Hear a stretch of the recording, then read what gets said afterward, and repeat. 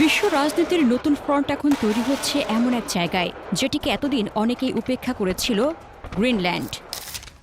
বরফে ঢাকা এই বিশাল দ্বীপ এখন পরিণত হচ্ছে ভবিষ্যতের সামরিক প্রতিযোগিতার কেন্দ্রবিন্দুতে। গোপন আলোচনায় উঠে এসেছে এক চাঞ্চল্যকর তথ্য। যুক্তরাষ্ট্র অন্তত ৩টি নতুন সামরিক ঘাঁটি স্থাপনের পরিকল্পনা করেছে গ্রিনল্যান্ডে।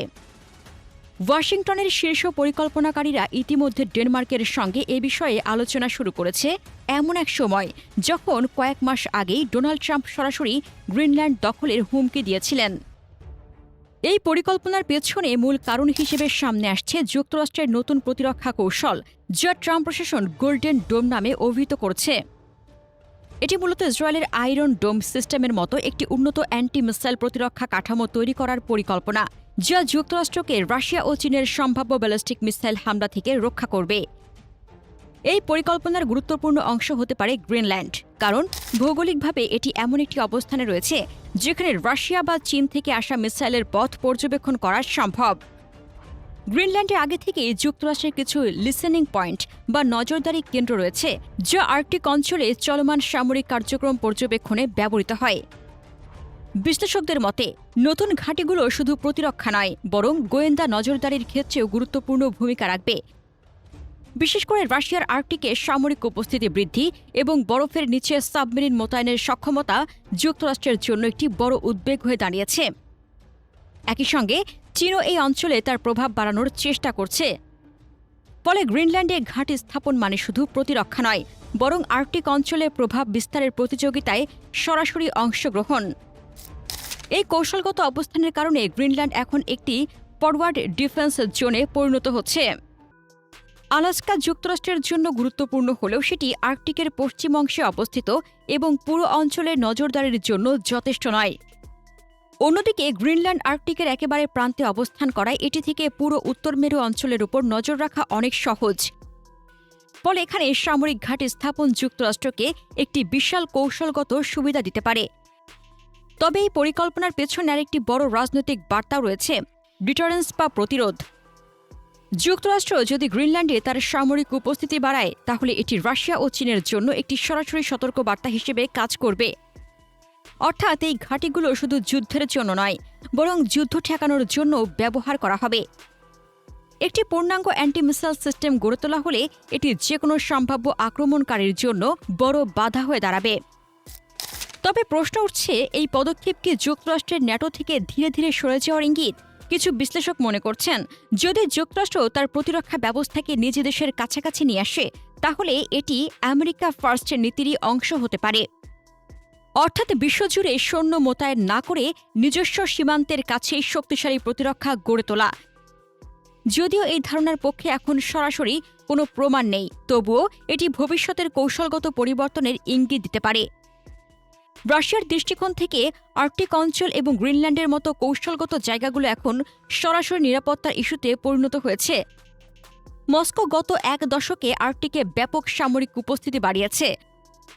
নতুন ঘাঁটি, রাডার স্টেশন, বরফের নিচে চলাচল করতে সক্ষম নিউক্লিয়ার সাবমেরিন এবং দীর্ঘপাল্লার ক্ষেপণাস্ত্র মোতায়েন করে। তাদের লক্ষ্য স্পষ্ট, উত্তর মেরু অঞ্চলকে নিজেদের প্রভাব বলয়ে রাখা এবং যুক্তরাষ্ট্র বা ন্যাটোর অগ্রগতি ঠেকানো। ফলে যদি যুক্তরাষ্ট্র গ্রিনল্যান্ডে নতুন ঘাঁটি স্থাপন করে, রাশিয়া এটিকে সরাসরি হুমকি হিসেবে দেখবে এবং পাল্টা সামরিক শক্তি বাড়ানোর পথে হাঁটবে। অর্থাৎ আর্কটিক একটি নতুন কোল্ড ওয়ার ফ্রন্টে পরিণত হওয়ার ঝুঁকি তৈরি হচ্ছে। চীনের অবস্থান কিছুটা ভিন্ন হলেও লক্ষ্য প্রায় একই, প্রভাব বিস্তার। বেইজিং সরাসরি সামরিক উপস্থিতির বদলে অর্থনৈতিক ও প্রযুক্তিগত কৌশল ব্যবহার করে আর্কটিকে প্রবেশের চেষ্টা করছে। পোলার সিল্ক রোড প্রকল্পের মাধ্যমে তারা বাণিজ্য, অবকাঠামো এবং জ্বালানি রুটে নিজেদের অবস্থান শক্ত করতে চায়। তবে এর আড়ালে রয়েছে সামরিক সম্ভাবনাও, স্যাটেলাইট নজরদারি, ডেটা সংগ্রহ এবং ভবিষ্যতে দ্বৈত ব্যবহারযোগ্য স্থাপনা তৈরির পরিকল্পনা। যুক্তরাষ্ট্রের গ্রিনল্যান্ডে উপস্থিতি বাড়ালে চীন এটিকে নিজেদের কৌশলগত অগ্রগতির জন্য বাধা হিসেবে দেখবে এবং বিকল্প পথে নিজেদের উপস্থিতি জোরদার করার চেষ্টা করবে। ন্যাটো এই পুরো পরিস্থিতিতে একটি জটিল অবস্থানে রয়েছে। একদিকে তারা যুক্তরাষ্ট্রের প্রধান মিত্র, অন্যদিকে ইউরোপীয় দেশগুলোর নিরাপত্তা ও রাজনৈতিক ভারসাম্য রক্ষা করাও তাদের দায়িত্ব। গ্রিনল্যান্ড ডেনমার্কের অধীন হওয়ায় এটি ন্যাটোর অংশ, ফলে এখানে যুক্তরাষ্ট্রের অতিরিক্ত সামরিক উপস্থিতি একদিকে জোটের শক্তি বাড়ালেও অন্যদিকে অভ্যন্তরীণ চাপ তৈরি করতে পারে। বিশেষ করে যদি এই পদক্ষেপকে একতরফা কৌশল হিসেবে দেখা হয়, তাহলে ন্যাটোর ভেতরে বিভাজন তৈরি হওয়ার সম্ভাবনাও রয়েছে। তাই ন্যাটোর জন্য এটি শুধু সামরিক নয়, বরং কূটনৈতিক ভারসাম্যের একটি বড় পরীক্ষা। বর্তমান বৈশ্বিক পরিস্থিতির সঙ্গে এই পরিকল্পনাকে আলাদা করে দেখা সম্ভব নয়। একদিকে ইরানকে কেন্দ্র করে যুক্তরাষ্ট্র ও ইসরায়েলের সামরিক অভিযান, অন্যদিকে ইউক্রেন যুদ্ধ। এই দুই বড় সংঘাত ইতিমধ্যেই বিশ্বকে অস্থিতিশীল করে তুলছে। এই পরিস্থিতিতে গ্রিনল্যান্ডে নতুন সামরিক ঘাঁটি স্থাপন মানে আরও একটি নতুন ফ্রন্ট তৈরি হওয়া, যা ভবিষ্যতে বড় ধরনের সংঘাতের কারণ হতে পারে। সবচেয়ে গুরুত্বপূর্ণ বিষয় হল, গ্রিনল্যান্ড একটি বিশাল দ্বীপ, যার প্রতিরক্ষা ব্যবস্থা অত্যন্ত সীমিত। সামরিকভাবে যুক্তরাষ্ট্র চাইলে খুব সহজেই এই অঞ্চল দখল করতে পারে। তবে এমন কোনো পদক্ষেপ ইউরোপ ও যুক্তরাষ্ট্রের মধ্যে বড় ধরনের কূটনৈতিক সংকট তৈরি করতে পারে, যা ন্যাটো জোটের ভবিষ্যৎকেও প্রশ্নের মুখে ফেলতে পারে। বিশ্ব এখন এমন এক পর্যায়ে দাঁড়িয়ে যেখানে একের পর এক সংঘাত নতুন করে জন্ম নিচ্ছে। ইউক্রেন, ইরান, মধ্যপ্রাচ্য এসবের পাশাপাশি যদি গ্রিনল্যান্ডে উত্তেজনা তৈরি হয়, তাহলে এটি একটি নতুন বৈশ্বিক সংকটের সূচনা হতে পারে। কারণ এখানে জড়িত থাকবে বিশ্বের সবচেয়ে শক্তিশালী দেশগুলো। সব মিলিয়ে স্পষ্টভাবে বোঝা যাচ্ছে, গ্রিনল্যান্ডকে কেন্দ্র করে যে নতুন সামরিক প্রতিযোগিতা শুরু হয়েছে, তা শুধু একটি আঞ্চলিক ইস্যু নয়, বরং বৈশ্বিক শক্তির ভারসাম্যের অংশ হয়ে উঠেছে।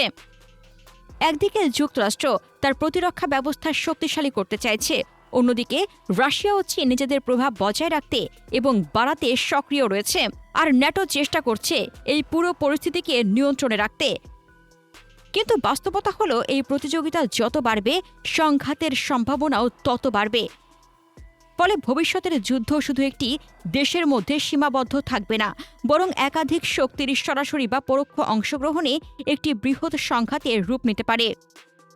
এখন সবচেয়ে বড় প্রশ্ন, এই প্রতিযোগিতা কি শুধুই শক্তি প্রদর্শনের মধ্যে সীমাবদ্ধ থাকবে, নাকি খুব শীঘ্রই এটি একটি বাস্তব সংঘর্ষে পরিণত হবে?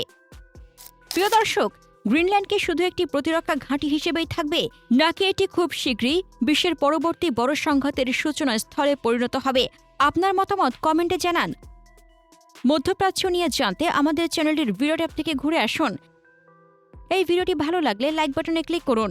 ভিডিওটি আপনার বন্ধুদের সাথে শেয়ার করে তাদেরকেও ভিডিওটি দেখার সুযোগ করে দিন। ধন্যবাদ।